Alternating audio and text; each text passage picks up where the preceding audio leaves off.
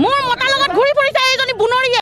বন্ধু বান্ধৱীসকল, Valentine day দিনাই এজন পুৰুষে এগৰাকী আন মহিলাৰ লগত নিজ পত্নী থকাৰ অৱস্থাটো কেনেদৰে ভেলেণ্টাইন ডে উদযাপন কৰিছে আপোনালোকে শুনিলে আচৰিত হ'ব। চাওকচোন এবাৰ কিদৰে ৰাজপথত ধৰা পৰিল পত্নীৰ হাতত। মোৰ মতাৰ লগত ঘূৰি ফুৰিছে এইজনী বুনৰীয়ে। ভেলেণ্টাইন ডে মনাইছে তেখেতে। নহয় এজনী মাইকী হ'লে নহয়, আৰু এজনী দুজনী লৈ আহিছে গাড়ী। বহুত এটা আচলতে লজ্জাৰ কথা হয়।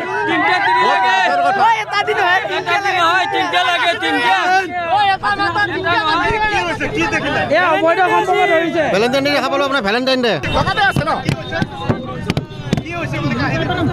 আমি হস্পিটাললৈ আহি আছো মামাকক লৈ পেলাই।